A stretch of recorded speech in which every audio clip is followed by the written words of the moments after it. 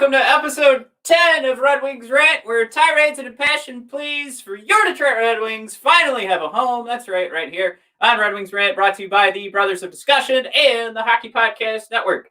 Today, obviously, we're going to be drinking some juice. We're talking Christian juice today. What is the expectation for juice heading on over to the Red Wings?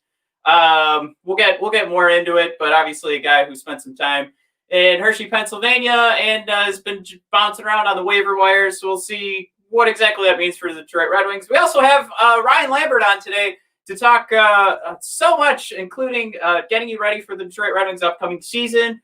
He is a huge fan of NCAA hockey, so of course I had to rack his brain about Keith Petruzzelli. And we've also just got our regular games of Who's That Pokemon and what else we have going on. We've got the training camp. But before we do that, like always, we have an ad from the Hockey Podcast Network. This is the Caps Chirp podcast, so of course the Washington Capitals. So strap in and have a listen.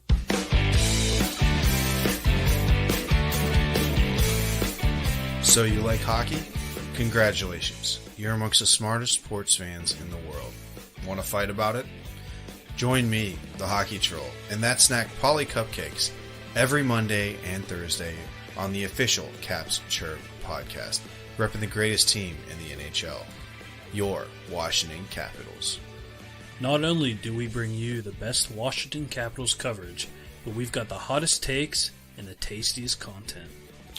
Tune in wherever you get your podcast and at thehockeypodcastnetwork.com. Chirp us on all social media platforms at Caps Chirp. See you beauties and benders there. All right. Well, that was Caps Chirp. I promise you guys, I've been on the show before. Man, they really blow up with the energy. Not, I mean, you do an ad. How many times do you read it? Sometimes you get a little bored. Anyway, Mike, welcome. It just really reminded me, Matt. The big news today is Christian Djoos, and we got to hear Jeff Blashill's take on that. And I'm really excited to talk about it. Can we jump right in? Let's get everybody juiced up for the season. What's funny is I've been saying that every week. We're getting people juiced up by doing our new On This Day segment. So hopefully we'll have some Let's Get Juiced Up. I guess Eisenman, fan of the show, was like, I'll juice him up right now. Send him over. Woo! Well, this is D-Boss again. So we're celebrating our future captain taking over against the Ottawa Senators a year ago. He's not only going to put one in regulation, Mike, he's going to help us out in the shootout. And this game did, Mike, have something else special in it, but we'll talk about that in a second. I have some really bad news. Way into the Ottawa zone. What's the really bad news? Your sound was coming through the computer for some weird reason. Oh, great. Well, no worries. Not anymore. But that whole opening is just messed up now. Yeah, that's fine. We're live. Man, we're live, buddy. All right. Well, another psycho syndrome here on the Red Wings Rant. Well, strap in, Mike, for here. Here's Steve Boss scoring against the Senators a year ago, and of course helping out in the shootout. So let's take a peek. Weaves his way into the Ottawa zone. Right in the goal. He scores! And then Dylan Larkin. It's 2-0. One that you wouldn't a couple of years ago expect to even make, being down low by the goal line and being defended. Look at this. There's Dylan Larkin. Weird. There's that shootout goal. Going wide right. Scores! And he, you know what? He got a piece. Hanging right there. Yeah, buddy. Oh, shoot. I still have it playing in my background. So yeah, that was more or less. I'm thinking of coming up with a nice little article about when Dylan Larkin earned that C, and that's. I think it was all just a matter of time, even at this point last year. So yeah, again, it's so weird to write the date was January 10th, 2020, because as long as everybody said 2020 was, Mike, to me, that was the fastest year of my life. 2020. Yeah. I don't know what the fuck happened, but yeah, it's like I woke up and it was 2021. But yeah, that actually happened in 2020. Crazy. But like I said, just another moment where Dylan Larkin's earning that C. I thought it was fun to celebrate. I have been winding the clock back considerably with some of these on this days, but this one felt a little more appropriate because I feel like we're just, a few days away from finding out that they lost the C, and that's why he hasn't gotten it. No, I still we all know what's coming. Still waiting to see the presentation style of the big seed reveal. I really want Justin Timberlake again to come out, gonna have you naked by the end of this song, and then he pulls a little patch off, and then there's a little white C. I'm really fingers crossed for that one. Let's being in Detroit, it might have to be Kid Rock or like Bob Seger coming out. But have you naked by the end of this song, or like captain of the Red Wings. That's all I want to do. Oh, Bob Seger, Catman-Do? No? No, I'm here for it. All right. Thanks, man. That was just to at least put that stamp on. Matt's from Detroit. That was my first concert. Bob Seger or Kid Rock? Oh, okay. Oh, Bob Seger. Yeah. What's funny is it feels better to say, "Oh, fuck no, was it Kid Rock?" Even though they're like good buddies. But yeah, it was Bob Seger at what's that arena right next to, or was right next to the Joe? I can't remember. Oh, no, not Kobo. He was at Sonic, and I don't know. The Pistons used to play there. I don't know. I can't remember. Olympia? No. What is that? No. What the fuck was it? It's where they did the auto show, but it was the right next door. I can't remember. Somebody comment. Where's our 7-year-old listeners? I mean, Kobo was the auto show.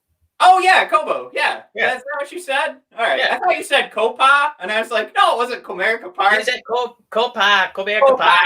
Yeah. Who says Copa besides those people on the free press? The hashtag Copa. That's what it is. Oh man. That's how you say you're at Comerica Park. All right. Anyway, moving right along. How do you transition from that? Well, somebody who's going to be playing hockey near Copa and where Kobo was. Yeah. I don't know. He's going to be miles away from where Kobo was. It's Christian Djoos. Pick him up off waivers. Former 7th-round pick. So it's nice to see that worked out for him. Just goes to show you never give up on those 7th-rounders. Played a part for the Capitals winning a Stanley Cup. This is me stealing straight from the Detroit Red Wings. 5 seasons, North American Washington system. Prior to being traded to the Ducks on February 24th, 2020, where, of course, he's got those 9 games that everybody's chatting about. I think he got 3 points. You'll mix it up. Somewhere a goal and 2 assists, or 2 goals and assists. It's long story short here. This is a guy that when you're going around and trying to find how do we measure the impact of a Christian Djoos on the Detroit Red Wings, the first phrase that comes to mind on most people's articles is taxi squad. Mike, I think it's either a mix of the Red Wings don't want to put their development talent on the taxi squad and I guess hurt their development by not letting them play some actual games. You can throw them around the European leagues. The AHL is getting its shit together, so let's find spots for them to play in those places. And a Christian Djoos can certainly fill in a taxi squad spot a little bit better than, I don't know. I guess it's just one of those things. If you take a look at the analytics, which we'll take a short dive into that pool. Yeah. I mean, the analytics look better for Christian Djoos than they do for Mark Stahl. So from that end, it's not really like a no-brainer to the point of this upgrades the team. But there's those reasons to make sure that your development guys are still being developed. They're your guys. You mentioned it, Mike, before the show started. I like that. So I'm stealing it from you as I continue to ramble. But you want to keep your development guys developing and take somebody else's development talent or I mean, at 26, you're definitely hitting that point where you're past. Let him sit double parked on Woodward in case we get an injury. So that's part of that Christian Djoos taxi squad. I do like the idea now that you say it, that everybody on the taxi squad, like, they're not really allowed in the arena. This is like when you're at that workplace that you hate, so every lunch you take is just Taco Bell in your car in the parking lot. So they're just sitting out there waiting to get that phone call to come back into work. Yeah, this is a good time to do the taxi squad. The nacho fries are back. The Club Chalupa is a hit. Exactly. The kids are loving it. I include myself in that demographic. So yeah, I mean, Christian Djoos, I don't think he's going to win you any fantasy hockey leagues, but that's not really his job. I think he's just in there to play like 10 minutes, just be a steady defenseman, and don't it's like you're going to just go to Kroger, you leave the oldest kid to take care of the other kids, and look, just don't burn the house down. We're going to be back with groceries in like 60 minutes. We'll be right back. And you get back, and maybe they started cooking, and there's like a little bit of a fire, but I mean, it was only 60 minutes, and the whole house is not in cinders and embers. So you're like, all right, this is a good job by you. I mean, it's also another name too, where the guy is going to be fighting for that next contract. So something that the notion that's been thrown about since free agency period is not only do you have guys that you can move if you need to, a lot of flexibility still with another contract coming aboard, a lot of flexibility with that juice. But if the guy wants to make sure that whatever's going forward for him, if it's him trying to get out of the AHL system and stay in the NHL, then when he gets those opportunities, you've got another guy on this roster that's going to play his nuts off. Yeah, I mean, the two barrels that Yzerman keeps picking his apples from, which I like that analogy, but it also kind of has a little bit of an innuendo to it. So the two barrels that Yzerman keeps picking his apples from, he loves hoarding all the draft picks, right? As many draft. He doesn't care what round it's in. Just give me draft picks. And then he also likes plucking like these 26-year-old fringe players and being like, all right, buddy, you're right at that age. You're making like $1 million. This is the last contract, right? You better, show us something so you can get a real contract in your 30s. That's when you make your big money. This is physically when you're at your peak because you've got experience now. You can use that experience with your physical tools. So it's just another one of those 26-year-old apples that Yzerman's, putting in his cart, and he's, got his donkey taking him out to Little Caesars Arena, to go maybe not be historically awful like last year. So I thought you were going for with the apple reference. I thought this was going to be a low-hanging fruit opportunity, and you're going to go for the cider juice. See, I got to tell you, Matt, we don't have preseason games. It's just scrimmages. It's whatever sprinkles we can get from like the Max Bultmans on the Athletic, to kind of take a look behind the curtain and see how our team's doing. And we see it's basically one line. It's Larkin, Mantha, and Bertuzzi, and then just chaos after that. But because of that, one of the things that they've been doing is these media sessions where they make poor Blashill answer these questions. And I've never appreciated Blashill more than this past couple days when we acquired Christian Djoos. And I'm not gonna out the guy who asked the question, but he's like, hey Jeff, just wanna congratulate you. It's either Art Ragnar or Pat Caputo. Thank you, because the guys who write the headlines, I bet those beat writers are salivating over the headlines for this guy. Right, Jeff? And Jeff, bless his heart, he did that emoji where it's just kind of a thin, just kind of a flat, like a plateau face. And then he just put in like the smallest smirk that I can appreciate that you thought that would get a laugh from me, but I'm not going to actually show my teeth for that horrible, horrible question. And then the follow-up to that was, no question, same guy, no question. Christian Djoos is NHL caliber. Am I right? And Jeff just total perfect deadpan. He said, well, he has been in the NHL. So, he's not burying him, but he's not saying, wow, we got a top 4 forward or defenseman right here. He's going to be leading the power play. He's going to be leading the penalty kill. My God, what an asset. It's like, yeah, it's cute. His Djoos. Oh, let's get some Djoos. Djoos and cider. Oh, hilarious. Jeff, he just took like the perfect angle for that one. And in the same line of questioning, not related to Christian, somebody asked Robbie Fabry, just unfit to play, which I think we all know would probably happen, and it's going to happen a lot this season to tons of players. And it's why would the head coach elaborate on that? We all know the situation. And Jeff just kind of deadpan and just said, "Yep, unfit to play."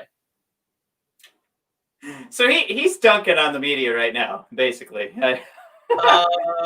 He is 2009 LeBron James dunking on the media right now. Just two-handed, behind the back, bam, power jams. But yeah, it's been rough. But I don't know. So we can talk about actual Christian Djoos. I feel bad for Jeff having to answer these questions about him.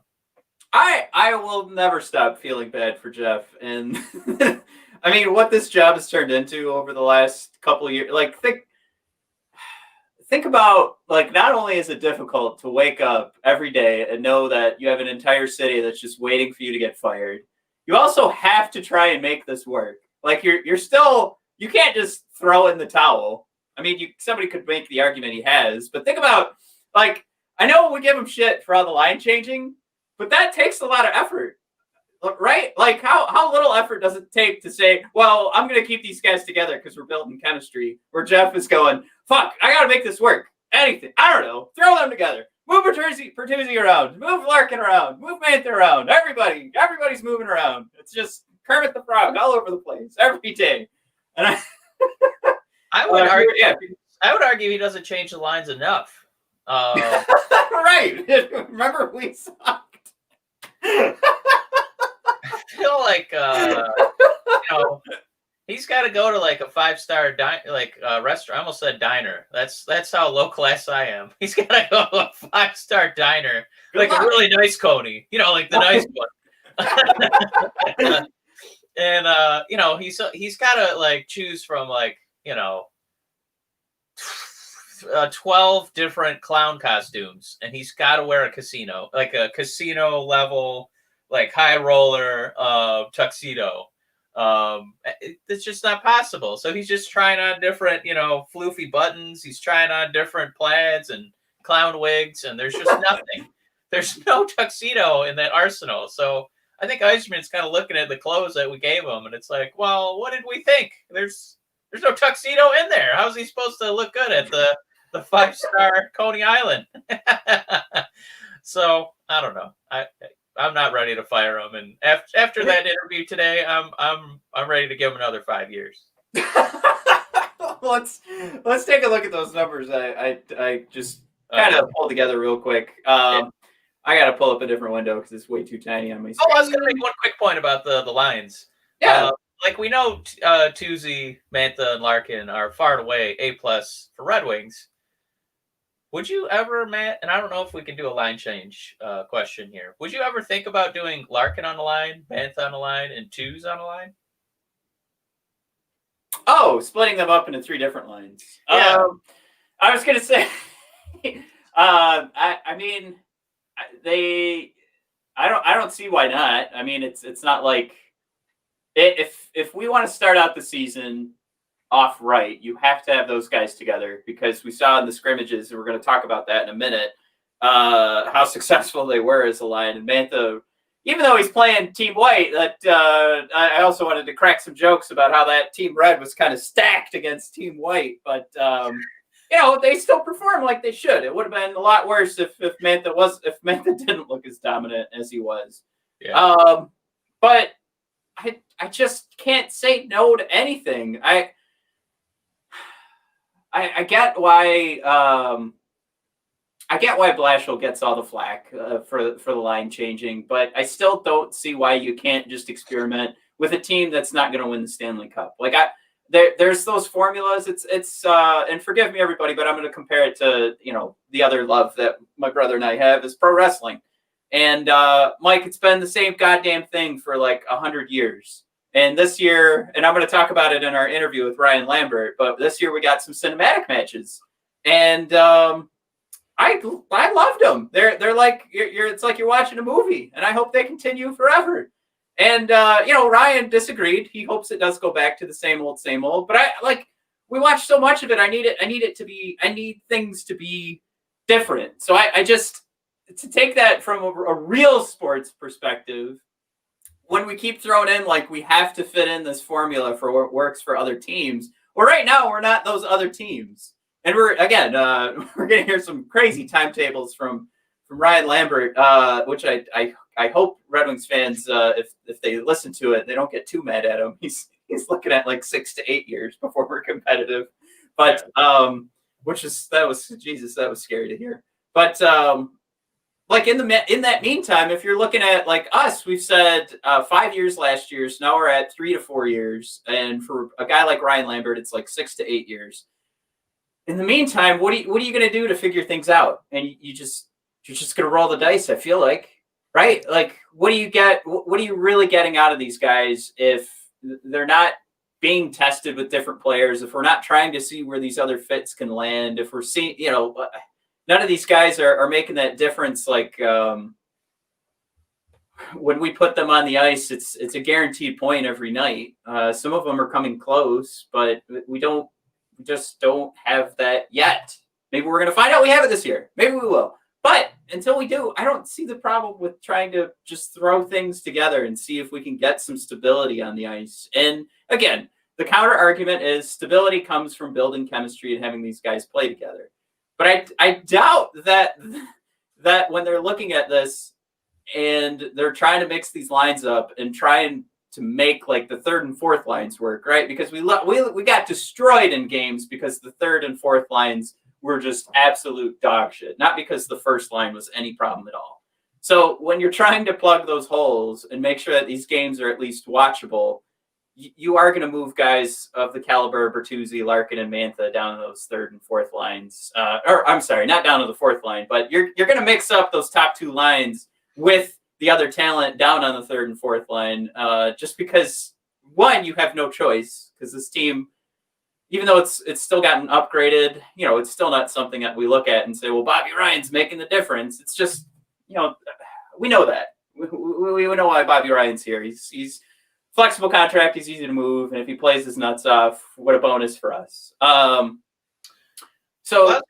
story short, I know this is the line change question, so it has to be quick, but it's such a loaded question, right? There's so many different things that go into it. So if I just say, yeah, move him around, I don't mind.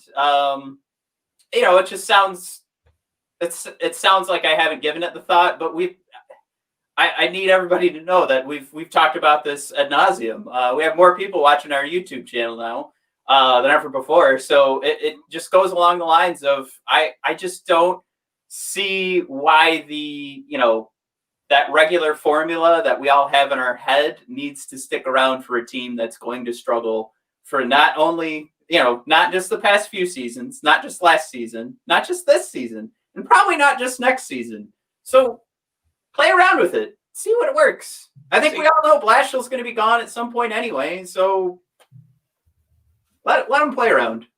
I want to kind of keep you on this train of thought because one item that kind of surprised me, just kind of digging through, like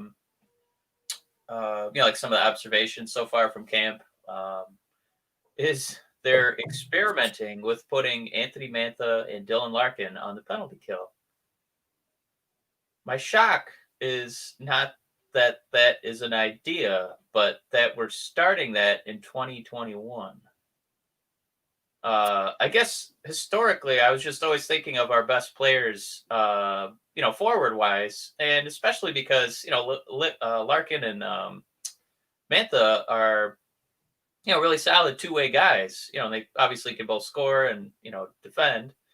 So I don't know if it was just, Mantha's had so many, boo-boos. We're not trying to make him have to, maybe, stretch his capabilities where he's on a shorthanded, opportunity there. But does that kind of surprise you? I had to double check the stats and be like, wow, Mantha really doesn't play penalty kill.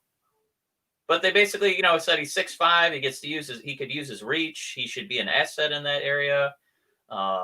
Is it just that, we're trying not to give these guys 40 minutes a game, or what's going on there? How are they still not on the penalty kill? It's some actually Ryan Lambert brought up in the interview that's coming up. So it does go along the lines of, I call it the Seabiscuit Syndrome when I was talking to Ryan. And it's when they wanted Seabiscuit to get back into his winning form, they had him race against crappy horses so that he could learn to be a horse again. He had to win races. Remember, he was running all over the track and stuff. So they train him up to remember how to race again. And a lot of that goes into, you wouldn't want him to go up against War Admiral in the first race because he'd lose, and then he'd that's what he was trained to do before, right? He would go up against better horses and be forced to lose, so those other horses would do better. Go watch Seabiscuit, everybody. But the point is, and there's more variables that go into this than just the one question. One, you just gave Mantha a new contract, so of course he's going to be asked to do more, and of course the experiment starts with the guys who get paid the most. You're gonna be doing the most minutes. You're gonna have the most responsibility on the ice. Number two, we see a guy that's really come into his own the last couple of years. So when I talk about the Seabiscuit syndrome, it's not something where from the get-go we didn't pick up Mantha for his penalty killing, but we've seen him become a smarter player. We see him learn how to use his body. He's obviously a tremendous skater now, and we saw that just starting. You could watch one game last year, watch him in game one last year scoring 4 goals, and you can see an elite skater on the ice. And I really do mean elite. He really knows how to move his body around the ice. So once you can see that he can do that from either side of the ice, you can see he's not destroying himself when it's 5-on-5 from the Red Wings defending in their zone. So like I said, there's a ton of variables that go into this. Number one is probably he's getting paid the money now. So yeah, you got to go out there and you're gonna try some penalty killing. We're gonna see what this looks like. You're going to have increased minutes because now you're on our penalty kill because you're getting paid. You're our top 3 contract. But I think a lot of it too is that he's come into his own. He's learned a lot. I think we've talked about hockey smarts coming out of all of our NHL draft coverage and how do you define hockey IQ?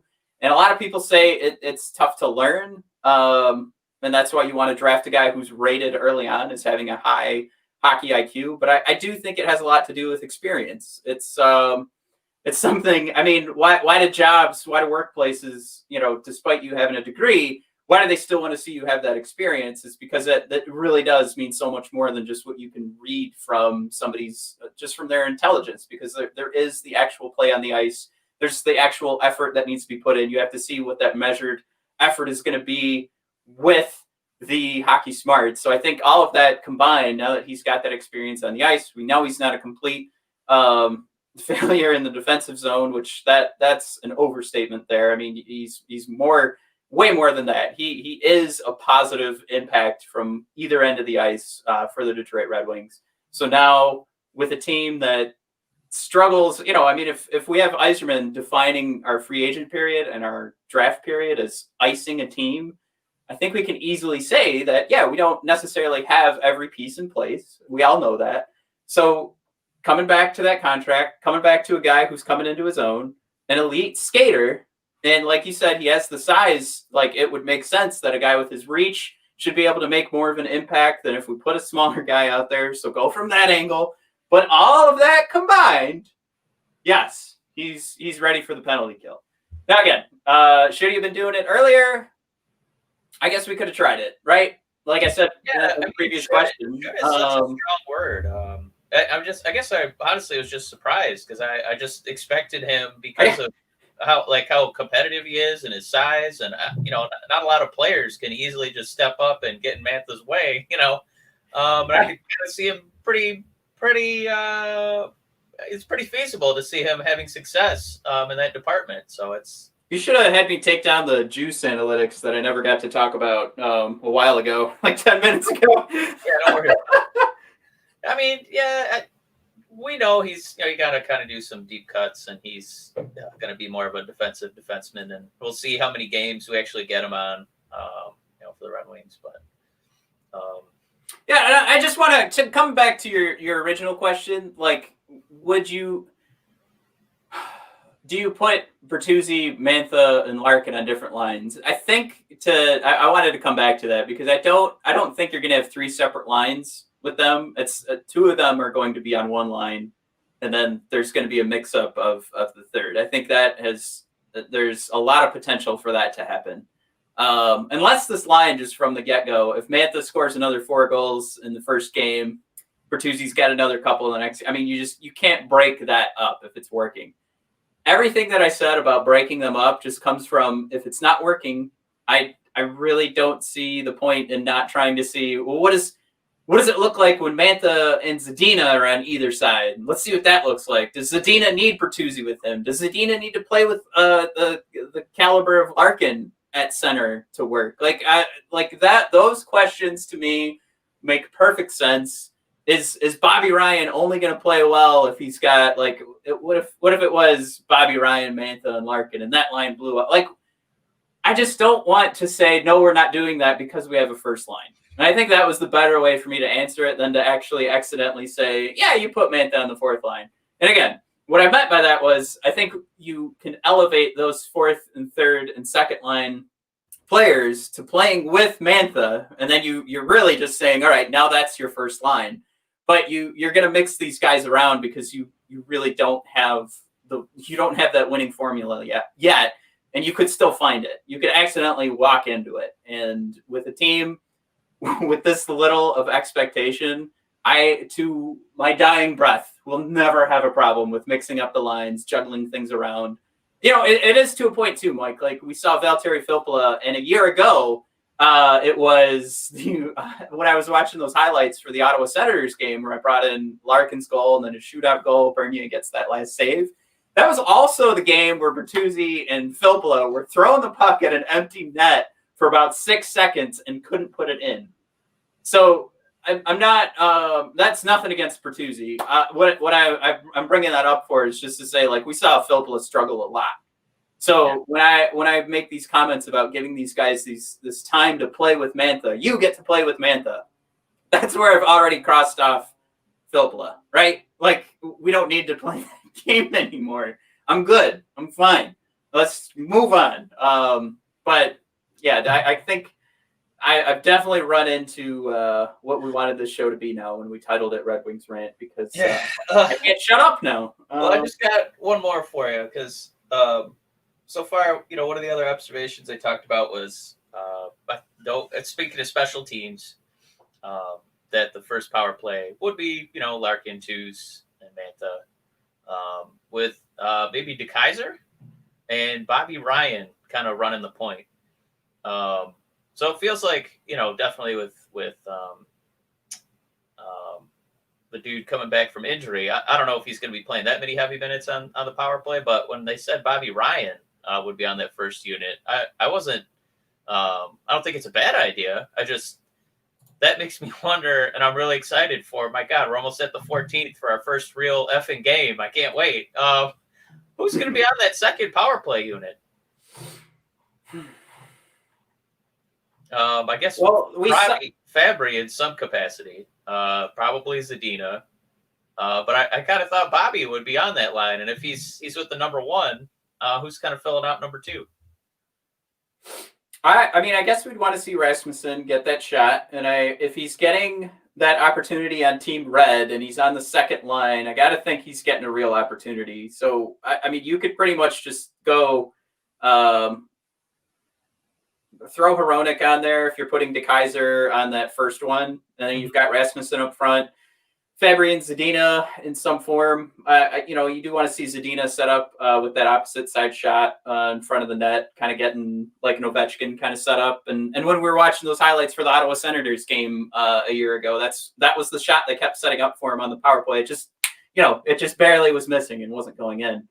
So you're asking who is that fifth guy to go in there? I guess it depends on if you're asking Fabry to be the center, because he could take over that role. I think if you're looking at you're looking for the comparable to like filling out a fourth forward in those spots, because again, Zadina's got a shot, so it's not going to hurt to have him set up, to get his shot set up on the outside perimeter, or at least at the top of the circle. So I gotta say, if we're filling out a center, I know people have thrown out Gagne, but I know he's not my first choice. I think it's just something like maybe it ends up having to be Filppula, because I mean, again, we know where the talent level's at on this. I think this just means we have all the opportunity in the world to just figure it out. And if Fabry's successful at center, I think you absolutely just keep that rolling. I don't know if you have any reason to come up with like playing around with that, but one name I think I've not thrown out but should have is Nemistikov. Would be a great name to throw in on that power play. He's a guy, he is your utility man. He can do absolutely anything for this team. He's not going to be the greatest of all time. He's not your GOAT. Right. But whenever you need him to fill in a spot, that's where Nemistikov's going to get filled in there. I would love to see Nemistikov get that shot. I think one of the more fun ones too, and it's really just anything that isn't putting Nielsen in a spot to fail again. As long as he's as far away from any decision making, I'm cool with that. I think it would be cool. Like we were talking about, how long did it take to give Mantha, that shot on the penalty kill? Let's go the opposite route. Let's give Glendening a full time. Give him full time on the power play. Yeah, baby. Woo! Like you and I joked about it last year, but his analytics always spoke to the fact that he's a defensive zone. Like, what was it? Like most of the time it was 70%, like individual games. If we were down, he would have a 70 to 80% defensive zone start. So it's just, it was crazy, like what he's asked to do. So, let's give him a bone. Let's give him a shot. But I think the more obvious answer is just throwing in like a Nemistikov in that spot. And like I said before, Gagne seemed to be a name that has already been getting the time in the training camp, so throw him out there. But yeah, I forget. Was that your answer? We just wanted the fourth forward getting tossed in there. Yeah, because the way they've been setting it up, it hasn't been two defensemen. It's kind of been that look with four forwards. So yeah, I mean, we'd be looking for the Red Wings' top 8 forwards to help fill out that power play. So yeah, definitely what I was looking for. So Mike, we're at 40 minutes now. We did it again. Gosh dang it. We did that again. Dang it. We have an hour-long interview coming up with Ryan Lambert. All right, everybody. Well, here you go. I really thought we could have knocked today out with like, oh, you still have a Who's That Pokemon, don't you? Oh, I'm ready for it, buddy. All right, everybody. It's time for Who's That Pokemon? And yeah. So what we do every week is I cherry pick a quote out of head coach Jeff Blashill, and Matt has to try and guess who Jeff Blashill is talking about. Matt, we actually have a new one this week. Very exciting. We didn't have to go into the archives of 2020 or 2019. Matt, are you buckled in? We have guest friend of the show, Paul Woods, ready to read. Here we are. Matt, are you ready? I'm ready. All right, here we go. This is a recent quote about a current Red Wing. Paul, take it away. Oh, very excited to be here. Michael looking very handsome as usual. Look at that great hair blowing in the wind. Man, wearing a hat. So here we go. This is a quote from Jeff Blashill. Here we go. Blank is a talented player who's good at everything. In this case, he's got a real complete game. He can pass pretty well. He can defend pretty well. He can play on the PK. He can play on the PP. Real quote from Jeff. I hope to God after I just touted him, I'm going to say Nemistikov.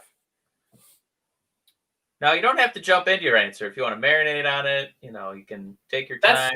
This is a recent quote, right? Can I get that in writing? It's a recent quote. You got it in right. I'll send you an email. Okay. All right. Well, I guess, yeah, it could also be Anthony Mantha, but I just thought it would be fun after I just talked up Nemistikov if it was Nemistikov. It could be any, I don't know, it could be Bertuzzi. That's such a, I just wanted it to be Nemistikov because I just brought him up. All right, I'm sticking with Nemistikov. That was the first thing I said. Well, Matt, winning streaks are made to be broken. Matt, you're a loser again. It was new defenseman all the way from Las Vegas, John Merrill. Oh, all right. Cool. I picked the quote because it's just some positive stuff. We got another defensive defenseman, and then it just made me giggle when Jeff Blashill said he can play on the PP. So another exciting edition of Who's That Pokemon? Hey, now I can tag him on our YouTube show. Yeah. John Merrill. Anybody searching for John Merrill, you just come here for that one little snippet. All right, everybody. Coming up, so strap in. We had a lot of live viewers today, and they stuck around to listen to me ranting about trying to figure out which one of our players is going to be on the second line power play to be a fourth forward. We can't wait. We're only 4 days away from finding out who it's really going to be. Maybe it'll be John Merrill. He can play on the PP. He can play on his PP. All right, Mike. Right. Now, what we have coming up is a conversation with Ryan Lambert from Puck Soup. I'm going to do all the intros in a second here, right when I start the interview, so there's no point in me going too deep. I had a lot of fun doing this. I hope you guys enjoy it. And you know what? Shoot, I didn't put the audio on, so I'm just going to keep jibber jabbering. So everybody, thanks for tuning in. And we're just going to end the show right after this. So enjoy that interview with Ryan, and Mike and I are going to go shower and get ready for the. We're not showering together. We're in two different houses. Man. We wouldn't be against that, but just to save water and whatnot. Yeah. So, all right, I got that audio queued up. Everybody, enjoy the conversation with Ryan Lambert. I promise he is a gentleman and a scholar. A lot of people get angry at him, but he means well. He's a nice guy. All right, everybody, enjoy. All right, everybody. As promised, we have the man bookended by a T-Rex and a Brachiosaurus who sticks to sports only in selecting podcast names, keeps Wish in check on Puck Soup, and provides us all up to date, or keeps us all up to date with his Puck Soup newsletters. He is at 2LinePass on Twitter. Support him and the Puck Soup podcast at patreon.com/PuckSoup. And join the Discord and follow along with his stylings on that previously mentioned newsletter. He is Ryan Lambert. Ryan, thank you so much for coming on. What's up? Yeah, I did have Wish on a couple of weeks ago. I just found out, as we're representative of the Hockey Podcast Network, that we're lucky enough to have Down Goes Brown supporting the Carolina Hurricanes podcast. So we're just completely stealing the Puck Soup team. So we couldn't be happier to have you. Yeah, finally, people get access to our opinions. Yeah, unfortunately, we're not. I'm sure there isn't anybody that's listening to the Hockey Podcast Network that isn't completely familiar with your work. But we still like to play the games here on our icebreaker section. That we do assume everybody knows who you are, Ryan, and we want everybody to get to know you as a person. I'm sure you're tired of everybody just immediately getting angry at your hockey opinions. So let's show them your human side, right? I like to think that there's a good opportunity here for people to go, I should stop being such a dick on Twitter. That's never occurred to me, but okay. I gotta say, I can't post a meme without being critiqued. So I hope I'm glad then that it might be a little bit easier for you. So here's my 4 icebreakers. So I want you to pick one here. We can do video games. We could talk Best Picture nominees, pro wrestling, or if you'd like, we can talk penalties and sentencing for leaders of treasonous terrorist groups.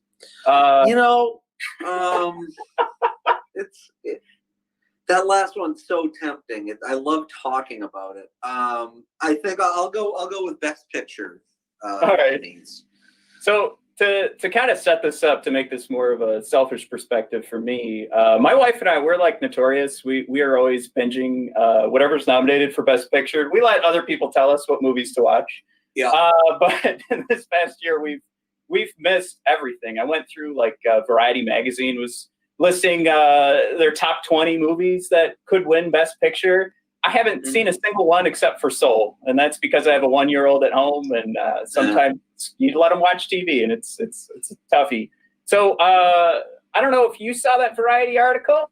Not many people do read Variety, or at least I didn't see the article, but I am kind of notorious, I guess. Maybe that's not the word, but.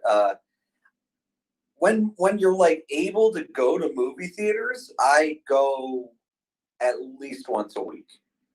Absolutely. So I have seen, I'm a big movie guy, I guess you would say, and so I have seen a pretty good chunk of what I think a lot of people are saying will be, best film nominees. Obviously the Oscars won't be announced for another month, I think, probably, maybe even. Yeah, I think it's the first week of February. Well, they pushed them back this year, I'm pretty sure, because they were like, everything going on. I wonder why that is. No, yeah. Yeah, but so I don't know when they're going to be announced, but I've seen not a like huge number, but I've like actively sought out several that are probably on the Variety list. Well, I'll throw this out there. If there's one that my wife and I absolutely have to watch, and this could be, what do you think is going to win Best Picture, or what are you just saying is Best Picture so far? You could take it from either angle, but what do you have in mind? My favorite film of 2020. It's a movie that was on Amazon for like $2, but it's called The Nest. It's Jude Law being untrustworthy, but like kind of charming about it, and Carrie Coon being really mad at Jude, and like disillusioned with her life, Carrie Coon. And it's like those, like you said, those are the two things those people are extraordinarily good at playing, and there's basically like 3 other characters in the whole movie. It was insanely good, like in just 2 tour de force performances, that kind of thing. What else did I see? I really liked First Cow, the movie about the first cow to come to this like settlement in Oregon in the 1800s, and oh my gosh, it's I never want to say too much about movies, like just what I'm not trying to sell you on, well, here's everything that happened. Another thing about me is I don't like watch movie trailers and stuff like that if I can avoid it. So like I'm very like, I don't even want to tell you like,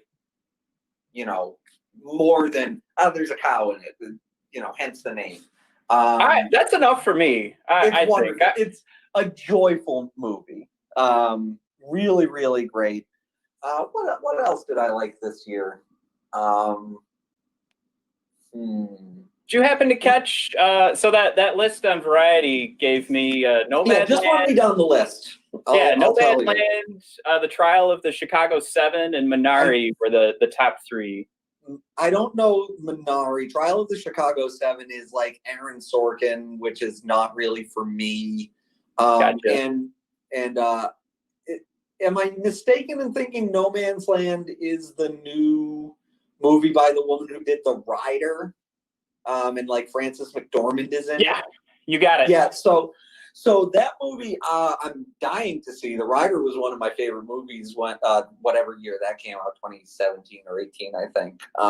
But that will not be even available like to stream until May, I think they said. So I'm like run through a wall ready to see that movie, and they just aren't making it available. I have a couple of friends who are like the kind of people who get screeners and stuff like that. And I have said to them, when you get your copy of No Man's Land. You are mailing it to me after you watch it, because I need to see that movie. Or the threat if you find out they have it and you didn't get it. You're coming for them. I do have two follow-up questions, though. I do like what you say about movie trailers, because my friends and I have argued about this for a very long time. But, I mean, take something like Star Wars. Is there... Do you really think anybody's seeing a Star Wars trailer and making the decision, all right, I'll go watch this? Like, yeah, no, it's the reason that used to certainly be the reason, like the way people made a decision about a movie, apart from like you walk by the poster and you're like, oh, Tom Cruise is in this one, great. Right. But now it's so people can like post a screen cap and be like, does this mean this is happening in this Marvel movie and that kind of stuff? And like, what the trailer does and has done forever is it takes 4 or 5 of the like 10 best things in the movie and they go, here it is, completely devoid of context. And then when you see it during the movie, it's like, oh, that's not as fun now. Like, it would have been cool if I had, to go back to your Star Wars point, like if I had seen the ruined Death Star on Endor in the last, or Rise of Skywalker, right, I'd have gone, oh, that's cool. Wow, great. Instead of going, well, I know there's a freaking Death Star in this one. That sucks. Right. Or, I mean, that movie was terrible, but yeah. That's one thing I could talk for hours on. We have a good friend. So this is hosted by the Brothers of Discussion. So we also do pro wrestling, but we the Brothers of Discussion have a good friend who's a huge Star Wars fan, and for whatever reason we can't get him to admit that that Rise of Skywalker is almost unwatchable. I love Star tried. Wars. I've seen the first 3 a million times. I saw episode 7 like 5 times in theaters. I'm just like dialed in for it. I was like laughing out loud at how bad that movie was. First showing opening night, like at the entire audience is like laughing out loud. It sucks. It's so oh my bad. God.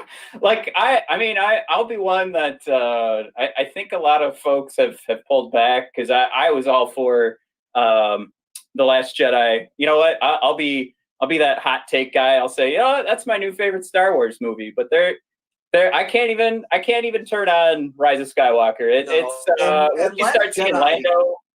Yeah, Last Jedi. I invite you to revisit it. It's not that good either.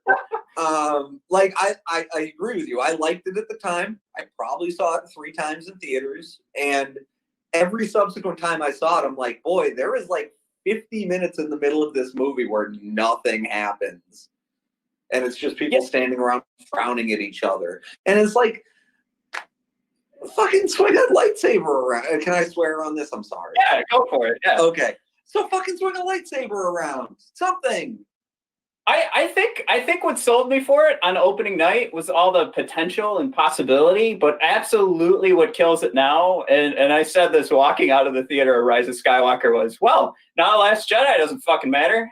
That's out the window. And I mean, that's ultimately the problem with the entire Disney trilogy, right? Is the first movie, the opening line of episode 7 is, something like, now we can fix it. The implication being, of course, that like the prequels trilogy was terrible. We all agree.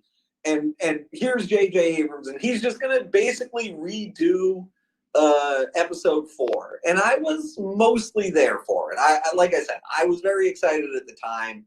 They freaking absolutely, flew the Millennium Falcon through a wrecked Star Destroyer.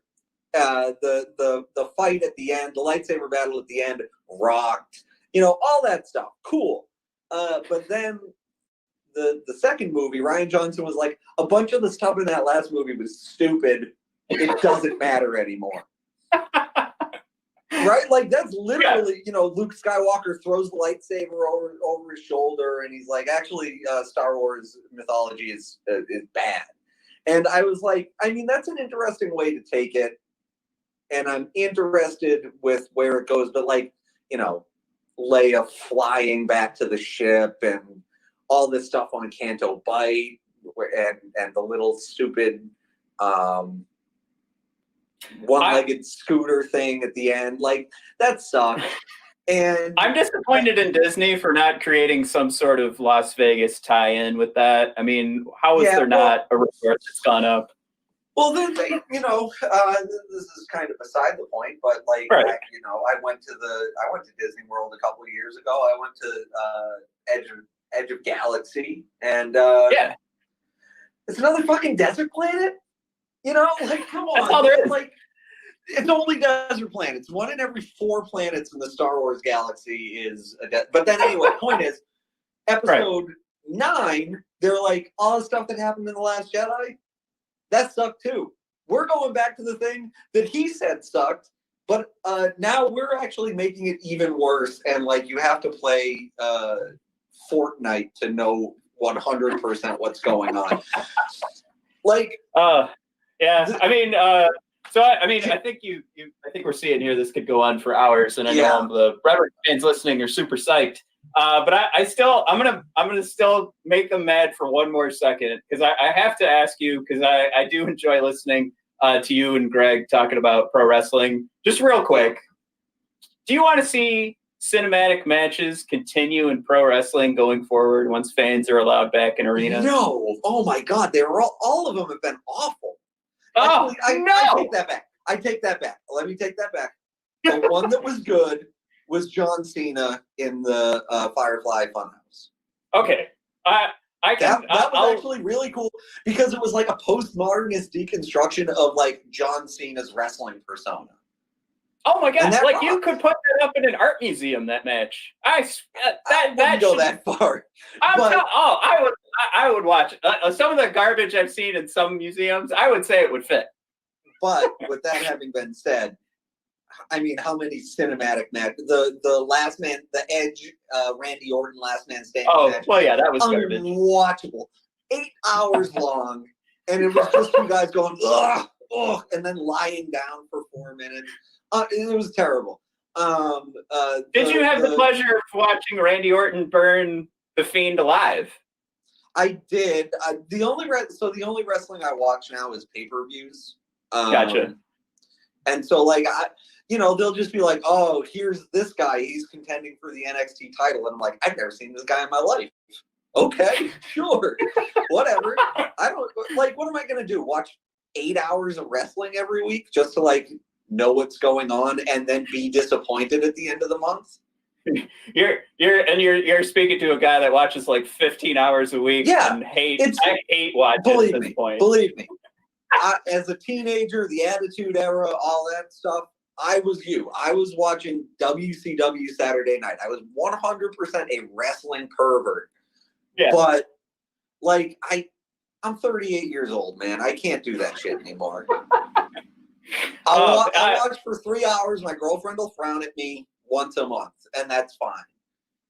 My wife right now, I can feel like in the future, I can feel her like either capturing this part of the video and replaying it for me every time I turn on wrestling. She's gonna say, "See, you have a baby now. There's another one on the way. Cut this shit out." All right. Yeah.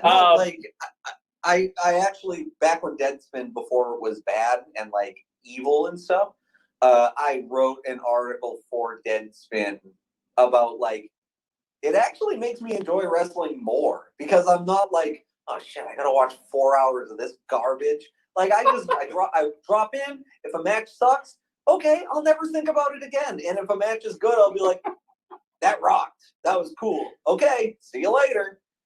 Like I've seen every WrestleMania, like prior to WrestleMania, like 15 or whatever, 100 times. So like, I get it, but also I'm giving you a way to improve your life here. Thank you. No, I'm sure. So my plan was to actually take this and maybe throw it into our wrestling podcast and go, we had Ryan Lambert. But I'm sure everybody's going to be thrilled to hear how much I watch pro wrestling. Yeah, I've seen 4 AEW shows ever. It rules. Yeah, no, it is super fun. But man, like the life that you lose. But I do think there was I wrote to bring sports into this finally. How about that? Wrestling is sports, so I don't know what you're talking about. Oh, it's still real to you. I love that gif. All right, where was my head going? I did take a look at and wrote extensively. This is one of my favorite articles I've written, was about brand loyalty in sports and especially in pro wrestling, and how like that investment in time turns us into these monsters, and it comes back into sports because like I mentioned before, people like being ridiculous on Twitter and coming back with these insane retorts or these notions of what you should be thinking in regards to their favorite team. All comes back to all this investment in time and how we build up these false truths, which, oh boy, talking false truths, isn't that relevant in today's society? But anyway, it all comes back to like you need to keep just proving to yourself that you haven't wasted your time. And I think that's where that article came from, because I'm speaking to you now saying, like, if I never watched another minute of pro wrestling, I'd be okay. Yeah, you'd find other things to be obsessed with. Exactly. Yeah, now I got to be obsessed with Keith Petruzzelli here of Quinnipiac University. Apologies to Quinnipiac if I didn't get that right, but there's so many I's in there. So close. So close. Quinnipiac.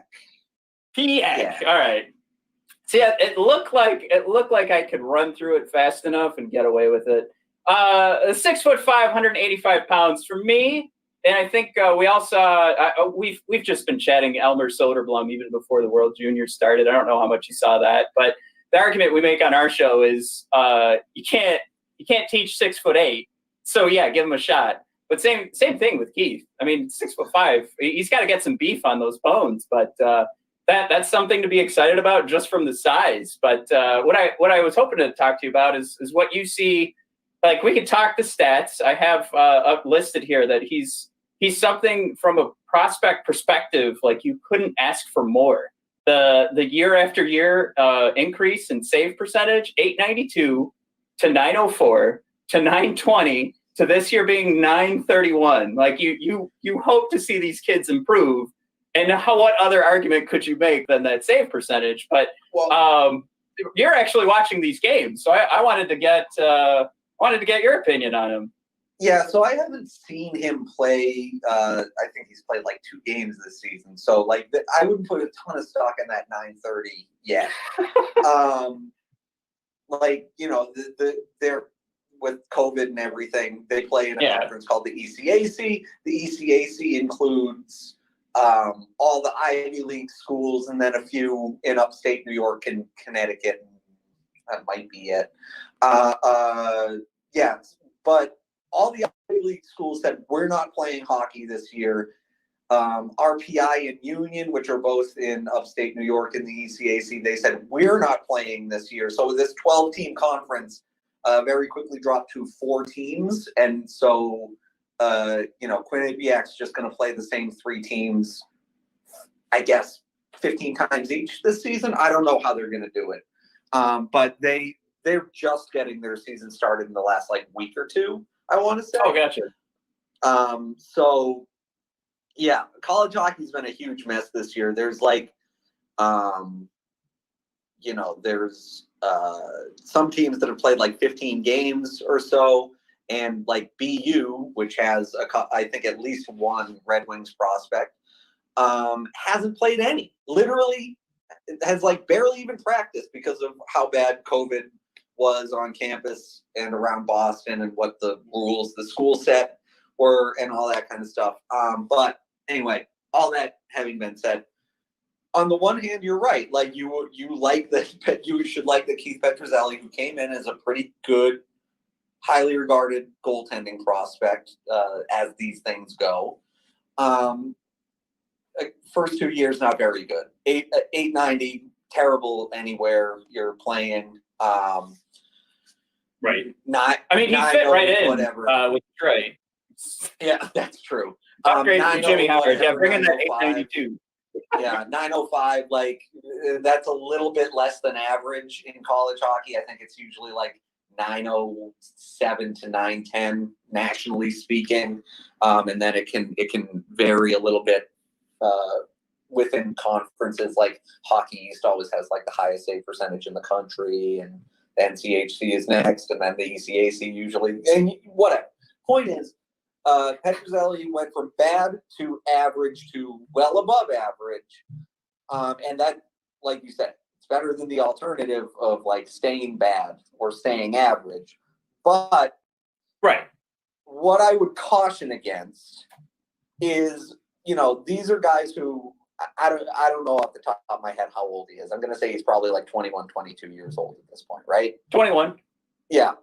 So when you are that age, you should be better than, now granted, like college hockey, you can be anywhere from 17 to 25. It's a really weird, like broad age group. But he's right around the middle of that age group, and probably, the 25-year-olds and even like guys who are even 24 are pretty rare. So he's like on the upper end of how old college hockey players are, I would say, or at least close to it. And if you're talking about a guy who's like a real legitimate, like this guy is a future NHL kind of a goalie, this is hardly a blanket statement for sure, but generally you would want him to at least be good his entire career, and let alone great, Like for example, Jimmy Howard, right? Like he came into Maine. Ben Bishop is another one guy, came in and just like right away, bam, okay, this guy's incredible. Jonathan Quick is another one. Connor Hellebuck. And there are very few goalies that they certainly exist, but there are very few goalies who become reliable NHL type, like even like backups, really, who aren't like, ooh, boy, that guy's really good right away, Right. And so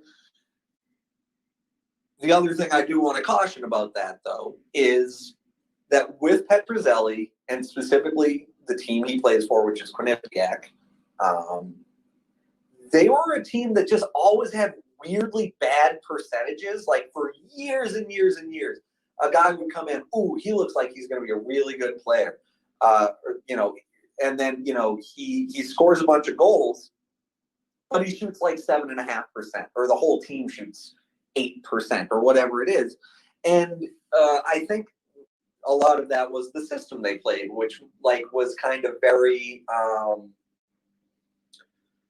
not in terms of style, but in terms of like the outcomes and stuff like that, like a Los Angeles Kings dynasty era where it's like they take 1 million shots and just barely enough go in that they win more games than they lose.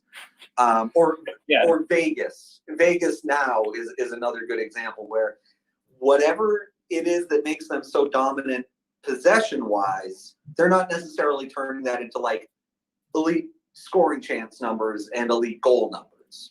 And it was kind of the same the other direction, where they weren't giving up a ton of shots, but the shots they did give up were pretty high quality. And that's kind of changed over the last several years, because I think Quinnipiac kind of saw that as like, you know what, we're just getting to the NCAA tournament and getting washed every year now. And that's better than nothing. But like, to take that next step, we kind of have to figure out a way where we can kind of do both. And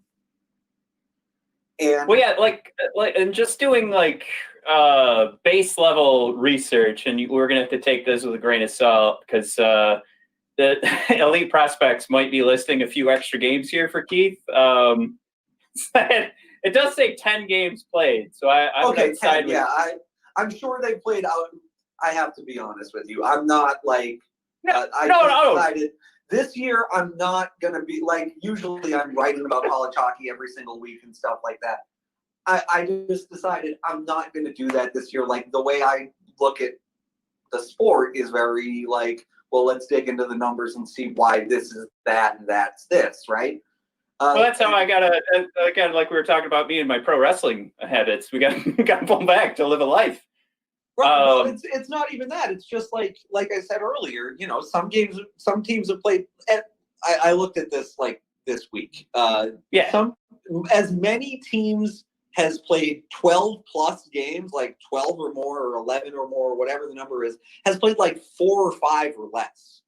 Like the same number. It's like 15 in either direction, and it's like, yeah, gotcha. I don't know how to compare those two teams to one another. You know what I mean? Well, like. No, 100%. I mean, I wasn't calling you out there or anything. I wanted to say, there, to your point of Petruzzelli and his numbers, they have 2 other goalies on staff. Evan Fear, with one of the best names probably in college hockey, and Josh Mayanya. I'm going to throw that out there and cross my finger. Yeah. They're both posting 1,000 save percentage collectively. I'm sure they've come in and mop up duty a couple of times or whatever, you know, just to get them some ice time. But yeah, so, you know, it's what I guess my ultimate point is, I think Petruzzelli is a perfectly good goalie. I don't know that means he's going to ever be the kind of guy where you're like rubbing your hands together like the Birdman gif and going, ooh, can't wait till Keith Petruzzelli's on the big club. Like, well, it could happen, I guess, but like I'm not betting on it. It always feels like with goalies too, it's such a coin flip, because I was trying to like come into this conversation and I'm like, all right, I mean, you could get one good season out of Jordan Bennington, but it took 8 years for him to go from draft day to getting a full-time job. Not even a full-time job. He went from like, he's an okay AHL goalie for like 8 years to, oh, you know what? Actually, he's like one of the 5 best goalies in the world for 4 months, and then he's right back to being fine. And that I have a whole thing with like Jordan Bennington super overrated and that kind of thing. But yeah, I mean, like I said, when I was watching, I saw Jimmy Howard play every season of his college hockey. I think he played 3 years at Maine. I saw every single one of them, and I never looked at him and was like, this is a guy who's going to play in the NHL for 15 years. You know what I mean? I was like, oh, he's definitely good. He's probably an NHL player. Is he a guy who's going to be a starter for one of the best teams in the NHL over the bulk of his career? I wouldn't have said that. But then again, hey, Red Wings, Chris Osgood, right? You don't necessarily have to be the best goalie in the world. You know, there were all the Red Wings fans hoping we were going to get Askarov in this past draft, and it's like, no, don't just cross your fingers, man. Roll the dice, get the Lucas Raymond, and then hope everything else just kind of works out. Yeah, I mean, again, you know, the number of how many goalies did I just talk about that, you know, turned into legitimate NHL players out of college hockey?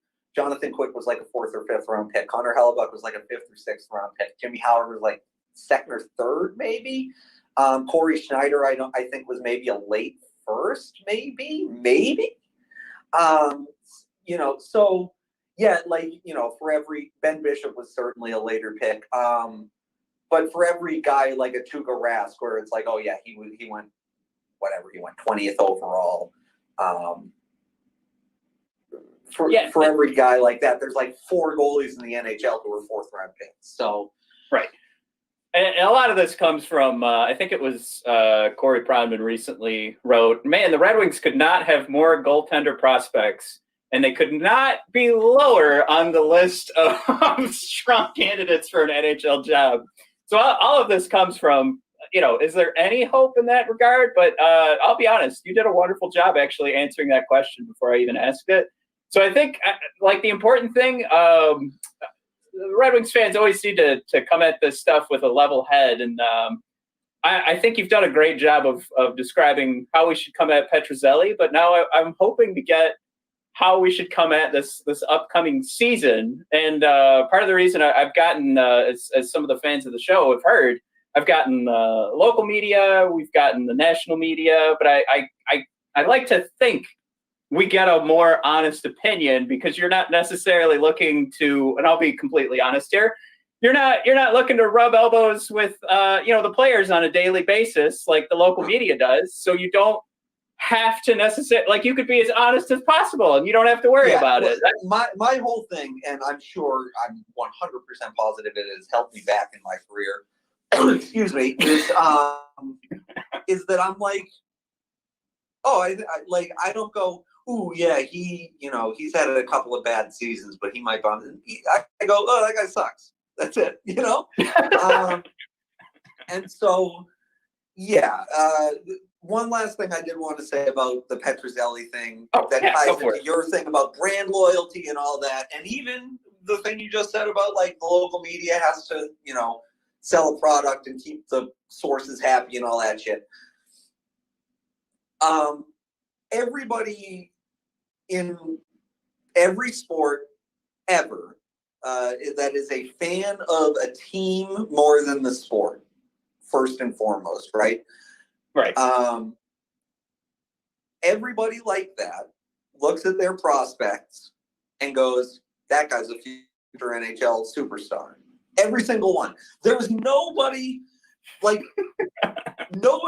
certainly nobody gets drafted, like, in the first round or whatever, and people are going, that's a future bottom six forward, right? Nobody ever says that. But that happens all the time, right? And so that guy's the next Terry Ryan. Sorry, he's got a show on the Hockey Podcast Network. So that's me. But you know what I mean, though, is like, everybody that gets, and then perfect example is Detroit, because, well, look, we got Pavel Datsyuk in the 7th round, or he might have been the 6th, and Zetterberg was the 7th, but you get the point. It's like, right, but, like, if they knew that Pavel Datsyuk was Pavel Datsyuk, they would have taken him first overall. Absolutely.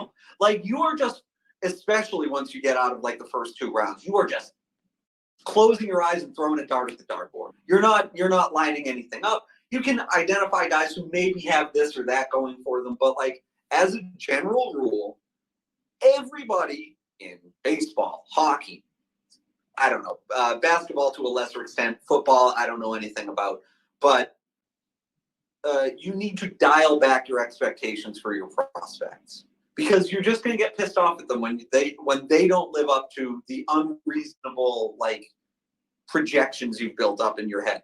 And that's true also for the Red Wings as a whole, or, any team that's improved.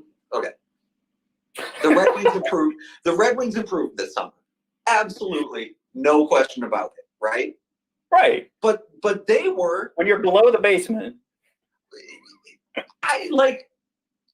It's not even that. They were the, like, one of the historically worst teams in modern hockey. So the baseline you're going from is, well, we were, like, giving up 4.5 goals a game or whatever the number was, and now we might score 2.5 because we went out and got a bunch of, like, 31-year-olds that Steve Yzerman is 100% going to flip for assets at the deadline. And then, there's already the trade rumors of Mark Stahl being moved too. Right. Yeah, and I mean, who wants Mark Stahl? But it's 100% a situation where it's like, you absolutely improved. The Ottawa Senators 100% improved this offseason. Those are the 2 worst teams in the league last year. Right. So what good does it do you? Like, if it make what did Detroit finish with points wise last year, like 40, something like that, right? Yeah, 17 wins, yeah. Right. So, okay, how many extra wins do you think getting a bunch of guys for, like, $1.5 million buys you? Right. I even think if we took it from, like, an analytics perspective, even, like, Don Luszczyszyn and his models was like 5 extra wins, so you're still dead last. Right. No, that's exactly right. The one thing I would say about that, though, as a word of caution, and to circle back to goaltending, is, I mean, goaltending last year was, like, like sub AHL level, but in the NHL, right? Like 880 for Howard, whatever it was, like unbelievable. From the we did make the argument from the shots that Bernier faced, he was like a top 10 goalie. And I know that's just me. That's me going too deep into analytics. What do you mean by that? So, like, expected in regards goals to like, again? Yeah, if you look at from like how expected goals is calculated, and you see the shots that Bernier had to face compared to other goaltenders, and the fact that he still came in with like a 9-10 save percentage by the end of the year. Okay, yes. So but what I'm like Jimmy Howard was just such dog shit. It didn't matter. Yes. Right. But what I'm saying is, so they went out and who did they get? They stuck with Bernier, right? Right. Who are the goalies in Detroit now? It's Bernier. And now we've got Greiss coming in. Right, and I think Greiss is good. Like I don't know that I'm like, you know, this isn't going to turn your season around or anything. But like the extent to which goaltending makes or breaks a team's success, like it's very very rare that like a team with 900 goaltending does anything. This is hilarious because I have this queued up that one of my questions to you was, how high of a save percentage do Greiss and Bernier need to come up with for us to be a playoff team this year? 940. Oh, Jesus. All right. That's exactly what I wanted to hear. Sit down and crunch the numbers, but like the answer is too high for you to be reasonably expecting it. And that's, you know, that's fine. You're a rebuilding team. Who gives a shit? Lose every game. That's the point, right? If you're rebuilding, no, that's not true. Don't be horrible. Be as bad as you can be to lose every game, but have the guys who you want to trade look good. That's it. That's the goal of a losing team. You came up with listening to Puck Soup. I don't know if you do want to take credit for this, but you gave me the phrase passively tanking. So I've been using that ever since. Do you still look at this as passively tanking? Oh, no, they are actively. So when I say passively tanking is, we actually think we're this close to being good.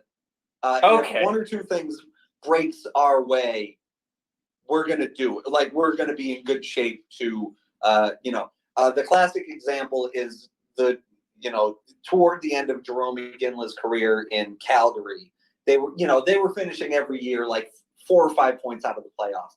And they're like, look, if we just win 2 of those games, we're in, you know? Right. And so, you know, they wasted the last few years of those guys' careers.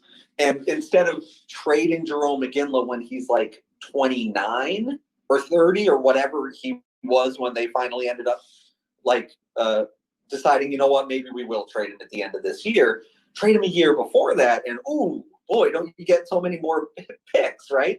But because they stuck with it and the team around him was so bad, they were just bad. And they accomplished the goal of finishing whatever, like with the 12th pick in the draft, and therefore never getting a player who's good enough to make an impact while Jerome McGinley is still on the team, right? And that happened with Henrik Zetterberg.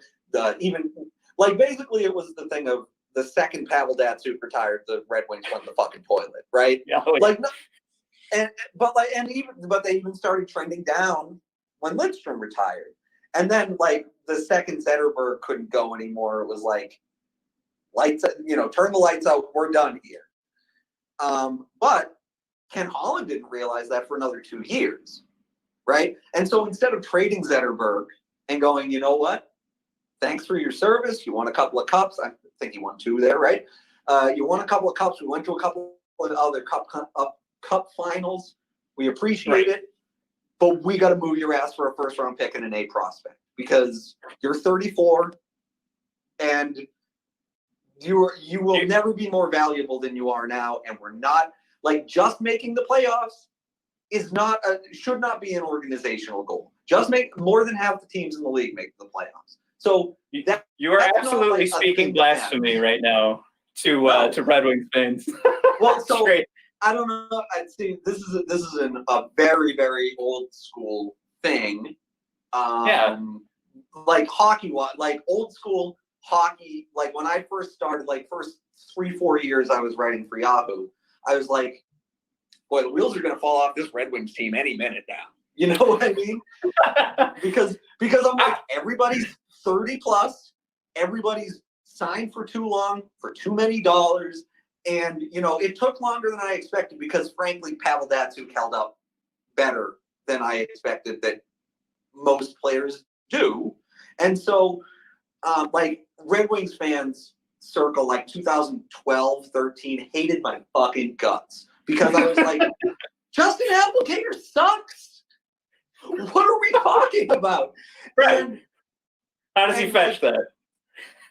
And you know, it, you know, if you say a team, like if you say a team's not going to be good for long enough, eventually they're not going to be that good anymore, right? Well, it's the problem of like there's too much marketing, I think, in the top from the top of any NHL franchise. There's too much of this, like when the Red Wings were selling tickets at the end of the season, being part of the chase for 25 straight years of playoffs. And I've always like thought, like, I don't want to go to the playoffs and get my ass kicked. What the like? What the fuck were we doing? I agree with you. Like, I think, I mean, my philosophy is the top 8 teams in the league, give or take, any given year, can win the Stanley Cup because it's kind of just randomized after a certain point, you know?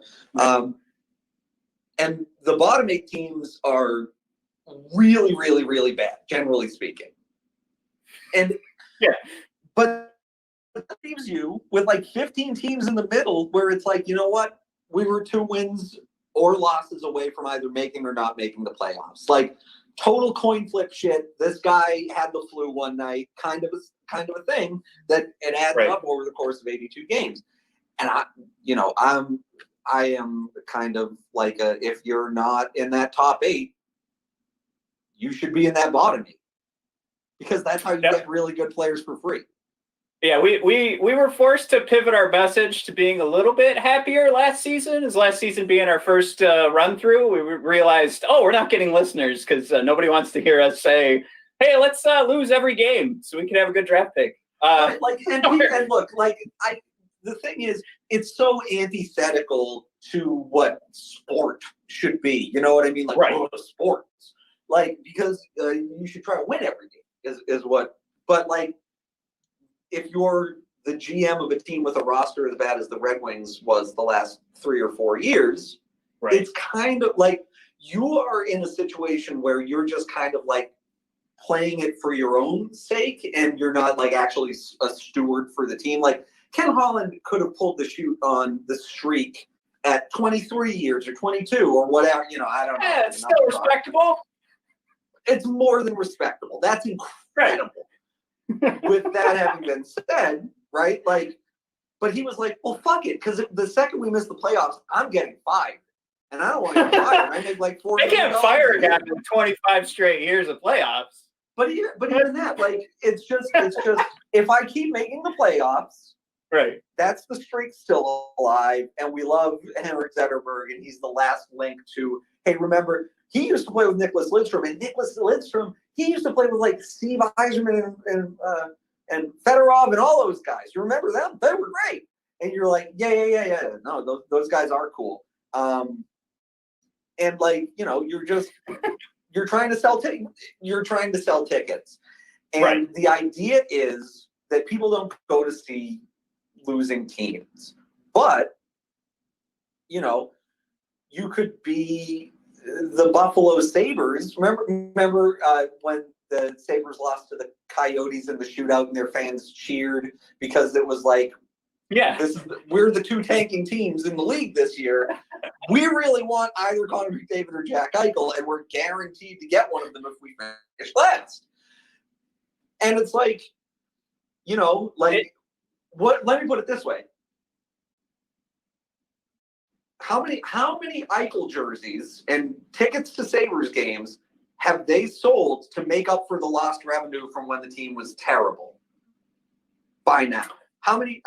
I think they're probably broken even on that, honestly, because that's how many jerseys and tickets and pretzels and fucking whatever, all the shit that you can buy at a hockey game.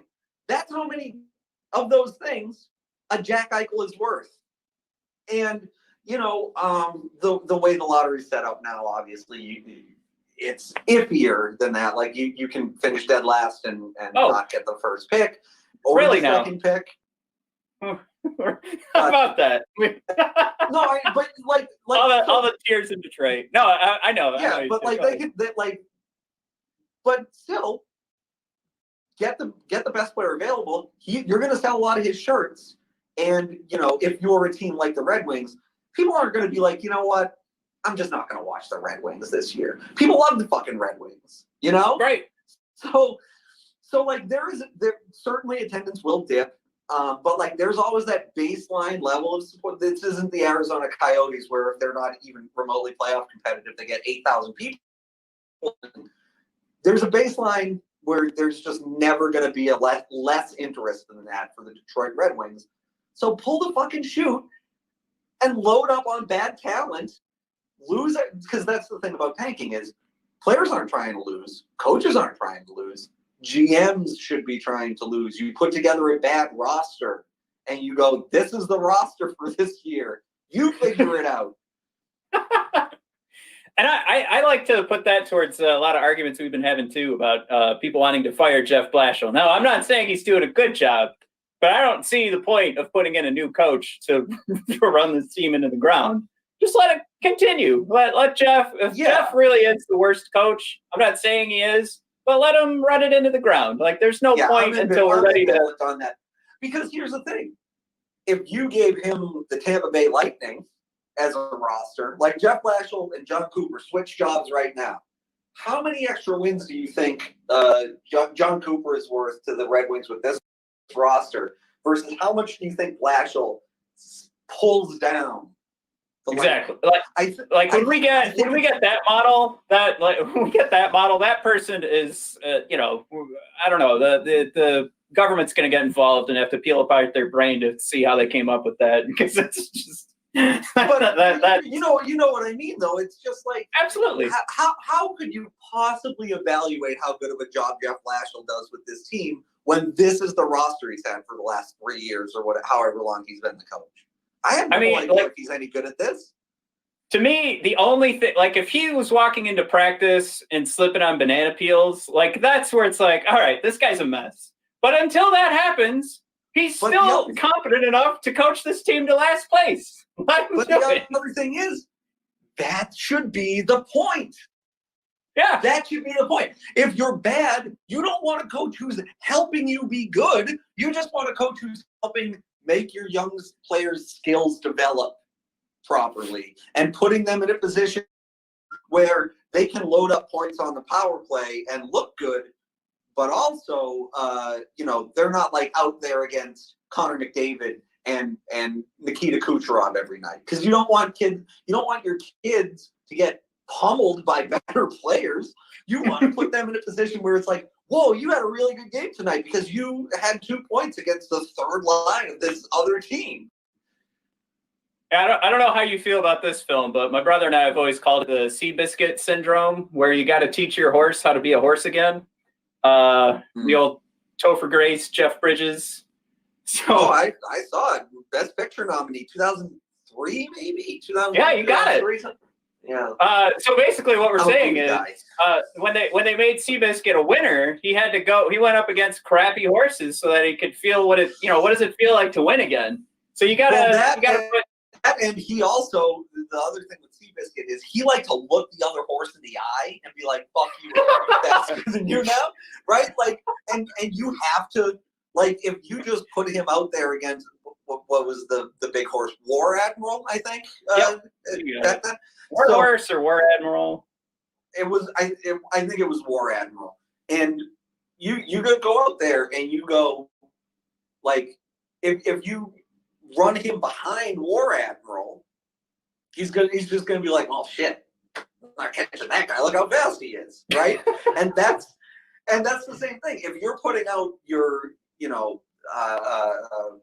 Mo Cedar, right? You're putting Mo Cedar out there against Connor McDavid. Oh, he's gonna look like dog shit. He's gonna look awful, right? But if you put Moritz Cedar out there against Jujar Kyra, suddenly I don't know why I have them playing the Edmonton Oilers so much in this scenario. They're not going to play them at all this year, so this is a bad example.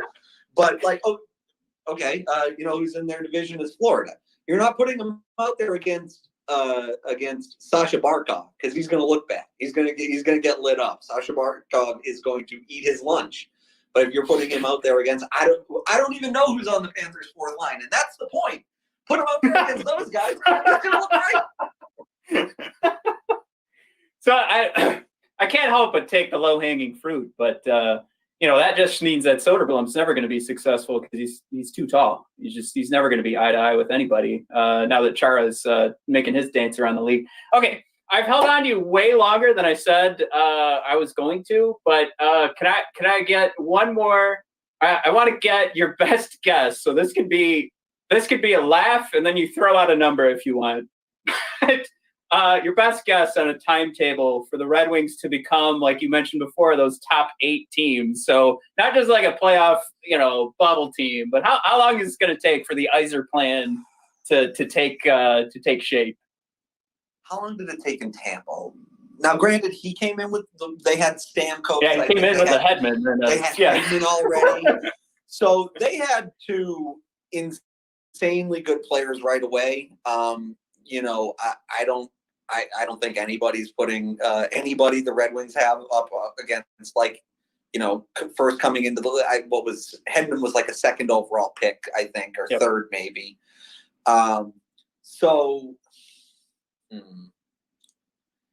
You need at least 2 of those guys to even start really being able to have that kind of conversation. It's very, very, and you don't necessarily have to get them in the first round. I'm not saying, you have to pick first overall, but that's get lucky with the coach in the second. Right. Well, Patrice Bergeron was a second round pick and right. You can go down the list. There's plenty of guys who are all-stars who were like third rounders or whatever. But generally speaking, you need 2 game-breaking talents, one of whom is definitely a center, preferably the other would be a defenseman. Again, we're talking about a Jonathan Taves, a Duncan Keith, and a Patrick Kane. Like, once they had those 3 guys in Chicago, for example, and that's another team that was just kind of scraping along, finishing like 14th in the league or whatever for years and years and years.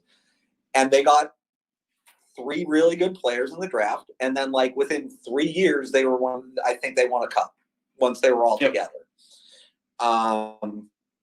So I'm going to say 3 years to get those kinds of players or to get enough lottery tickets that you might be able to gin up those kinds of players. And then 2 to 3 years after that, 5 to 6 years.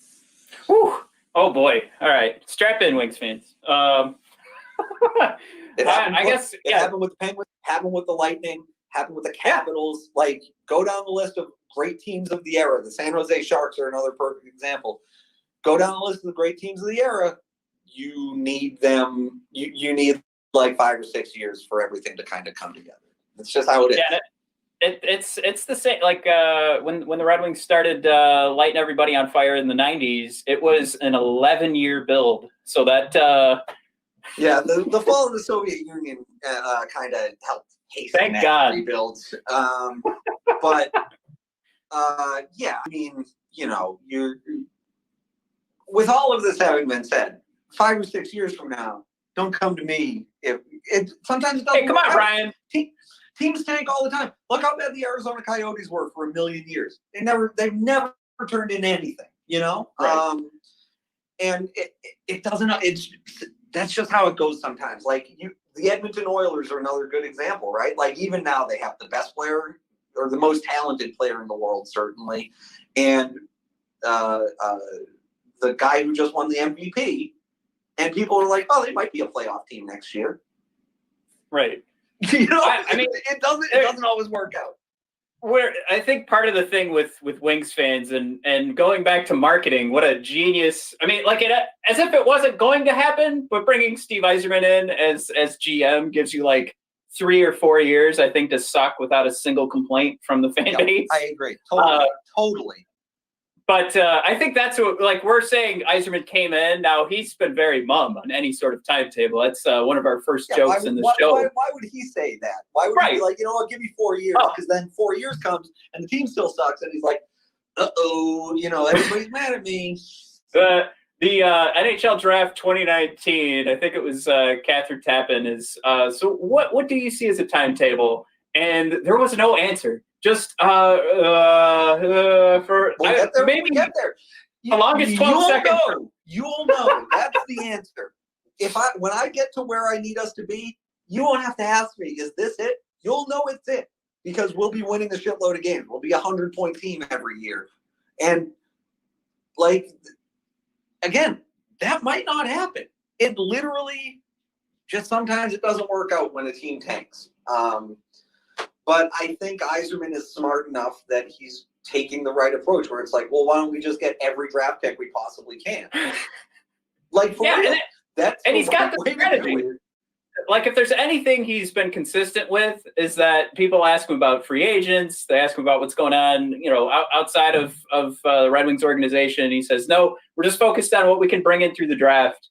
That's priority one. And then we'll figure out free agents whenever that makes sense. That's down the line. Not that he didn't bring in free agents this year, but he's not, I'm pretty sure we're not going to go after Ducks. He's saying, we're not going to try to get Taylor Hall. What would be the point? Right. And again, you have proof of concept. He took the Lightning from they have a few good players to they are world beaters. They are a juggernaut. And it took him a couple of kicks at the can, but they finally won the cup. Because you know what? It's really fucking hard to win the cup. You can be one of the top 8 teams, but there's 7 other teams in that top 8 that are probably have roughly as good of a chance as you do. Between 1 and 7 and 1 and 4. So you know what? If you go to the Stanley Cup final 4 times, you have a 1 in 4 chance of winning. Odds are you're only going to win once, and they won once now. And it was after Yzerman came here, but he pretty much built that entire team. And anytime anybody says to him, "Hey, the Red Wings," and I'll leave you with this. Hey, they come to you and you're like, "Hey, the Red Wings, I don't know how this rebuild's going. I don't know how I feel about it." He just goes, "Look at how good that other team I built was. That was the first time I was a GM. Right. And I did that. Pretty much from scrap. I had 3 players who I wanted to keep, and the rest of them I got rid of over the course of 5 years. And then they won a Stanley Cup after going to 2 other Stanley Cup finals. I don't know what else I need to do to prove to you that I, Steve Yzerman, know what I'm doing. And you're just Lord and Savior. Like, but do you remember when Nicholas Lidstrom was like, yeah, I know Nicholas Lidstrom. That's it. He's my man. Friend. I've been to his house many times. You just saw him on TV. So I put a forward in his book. Don't come to me and say, Steve, what's going on? I have it under control. Just assume that. That's it. Oh, all right. Well, I've got my soundbite now for the show. Like I said, I had an absolute blast. I hope you had fun. And thank you so much. Hey, thanks for having me.